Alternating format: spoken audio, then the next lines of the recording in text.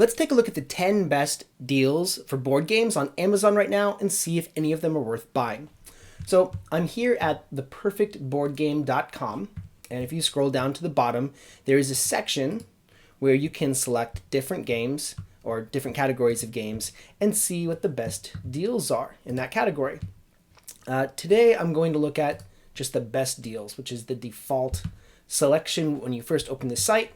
There are 10 games here, and so we'll just go through them quickly, one by one, and I'll try to make the best recommendation I can of whether or not this deal is worth taking advantage of.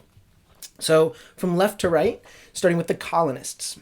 The Colonists is a 1 to 4 player game. It says on the top, the epic strategy game, and if epic means long, then this is a very epic game. It's basically a game where you're getting the most points for building a community, and you're building buildings. Those buildings construct resources and can be populated by workers, which will create more resources so you can build better buildings and upgrade your buildings so you can get even more resources and make more buildings. And from everything I've heard about the game, it is just very big. There's about 1,000 pieces in this entire game. It's very long, but it's also very slow. It sounds like a game that is just maybe too slow for me, but it could be interesting for people who really like Euro-style games about building resources. The next game, Coup, is for 2 to 6 players, I believe. Let me just check into that. Yeah, 2 to 6 players. And Coup is a bluffing and player elimination game. Every player receives secret roles, and on their turn they can exercise one of their roles, but because the roles are secret, they can bluff and pretend they have a power that they don't actually have. And players are eliminated when a player correctly calls out somebody else's bluff. A lot of fun. Not so much a game for me, at least, because I don't really like player elimination games, but easy to learn and excellent for larger groups for 6 players. Sushi Go is for 2 to 5 players. In Sushi Go, this is one of the simplest card drafting games. So every player is dealt a hand of cards. They select one card from that hand and they pass it to the left or to the right. It's like a Sushi Go. It's a sushi go around, like a conveyor belt of sushi. So you're taking the sushi off the belt and passing it along to the next player. After all the cards have been drafted, you take the score, and every single card describes how it's scored. You do that 3 times, that's the whole game. Very easy to play, especially for kids. This is one of my favorite family games, but it is very simple. Mysterium. This is a cooperative game for 2 to 5 players. And in this game, one player is a ghost and all of the other players are psychics. The objective of the game is for the ghost to communicate through cards and very limited information a murder, and the players are collectively solving a murder. There's a few different rounds, and if players do well, it gives them greater advantage in the last round where they try to identify the killer. So pretty spooky game, or at least a creepy game. Not really my kind of theme, but if you're into that theme, I think that this is a brilliant cooperative game. Horrified is, if you've ever played Pandemic, it feels like Pandemic, but with monsters instead of diseases. The one thing that really sets us apart and makes it just sound like an excellent game, although I haven't played it, is every monster has different abilities and different conditions under which it needs to be killed. So other than that, gameplay seems a lot like Pandemic, where you're moving around a map and the monsters are moving around and they're killing people and you're trying to stop them, but an excellent cooperative game with a monster theme, and not a very scary game. The way the components are done, it's less scary than other games that are horror games. This one doesn't really feel like a horror game when you look at the components. It looks almost cute. Splendor, if you haven't heard of Splendor, it's a classic game, really short and sweet. In Splendor, players are trying to get points by buying cards. They use gems to buy cards, and every card has permanent gems that counts as a discount towards buying more cards. So it's kind of an engine builder game. Get resources to buy cards that have more resources to allow you to buy better cards. First 1 to 15 points wins. Really simple, easy to play, fun gameplay. Elysium.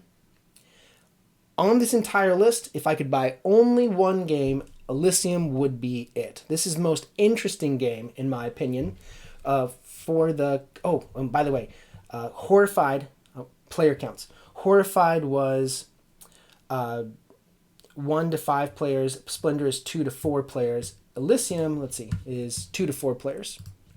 Okay, so Elysium, by the cover art, it looks like a game that is very thematic. It's not very thematic. This is, kind of a Greek or Roman god themed game. What's so interesting about it is the mechanics of the game. That's what I really like about it. Basically, on your turn, you are buying cards that give you special abilities, and you can use those abilities during the game, but after every round, you have the option to convert your cards into conditions for victory. And once they become conditions for victory, they lose, or point scoring mechanisms.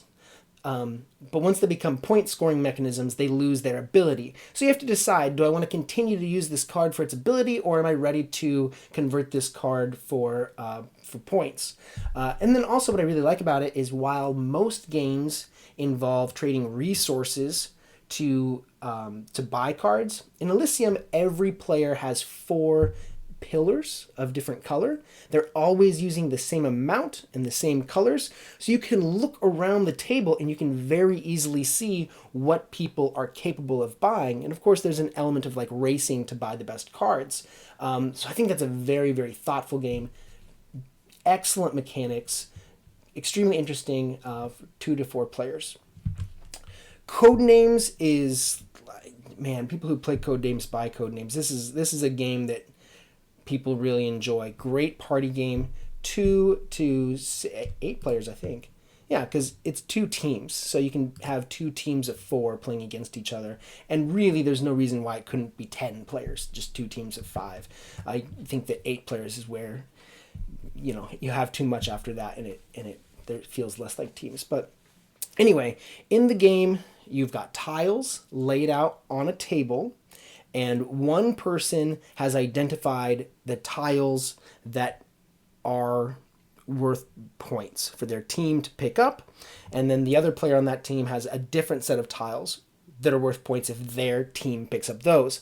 Every tile has a word on it, and the 2 callers have to name a word, and through word association, the players on their team can try to identify the cards. If they identify the correct cards because of word association, they get the points. But if it's incorrect cards, they could possibly reveal points for the opponents.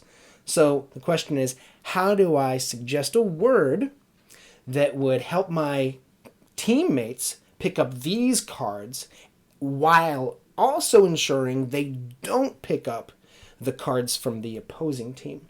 Really, really thoughtful gameplay. I've had a lot of fun with it, and even a lot of laughs with it. Charterstone. So Charterstone is by Stonemaier Games. Stonemaier Games is like Scythe and Viniculture and Spirit Island. Like, Jamie Stegmaier designed this game. If you're into those games, you'd probably really like this. But this is a legacy game. So the rules of this game are revealed as you play. It plays 1 to 6 players. Now, because the rules are revealed as you play, I honestly don't know how to play the entire game. But I can say, it appears that this game is really great if you've got a large group of friends, like 5 to 6 players, and you think you could play multiple sessions. So again, legacy game that's 12 games in this series. And in this game, when you build a building, you put stickers on the board. So right off the bat, you start to change the board and make it unique. This is a city building game. Well, city, town building game. You're building action spots on the board by putting these stickers down. The board keeps evolving, and you've got these influence points that you're placing to get victory points. I'm not so into legacy games, but if you are, Charterstone, great production company, excellent components.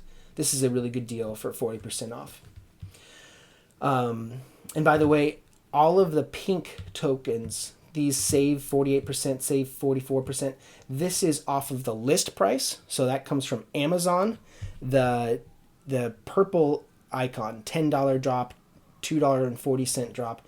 This is the amount that the price has dropped since the last time it was checked on this website. So the ones with the purple, these are very recent drops, and the ones that are pink, they could have been like that from a while. This is just 48% off of the list price. Okay, anyway, last game, Taj Mahal. So Taj Mahal came out in 2000. So, and it feels like a game from that era. If you're not familiar with the different, times that games came out, I think Catan came out in like 1997. So it feels like a game from around that time. The component quality is, let's see if we can see pictures of this. Yeah, okay, here we go. So there's a picture of the components. It's just not as flashy as some of the more modern games.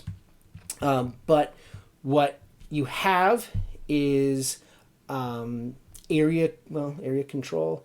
You're building a route across India, and you're doing this by playing cards in sets. So you want to collect cards and build powerful sets so that you can have influence on the map. And as you connect routes across India, you get more victory points. It's a really interesting bidding mechanism. Very abstract game, by the way. Doesn't really feel India themed, but has some really clever and different mechanics. Because I like sampling different mechanics. The two games that really stand out, in my opinion, are Elysium and Taj Mahal. Just very unique in the type of gameplay they have. So I think this is excellent, and it has it's 40% off, $30. I think that's an excellent deal for that game as well.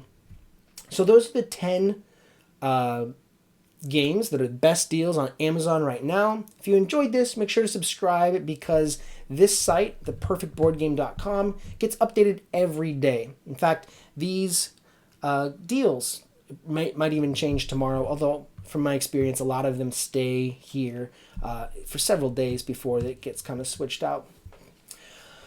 So hopefully it helps. Hopefully you find something you like. If you do, can I ask that you please use the affiliate links by using the site? That helps support the channel and helps keep the site running. So thank you so much, and hopefully I'll see you again. Bye-bye.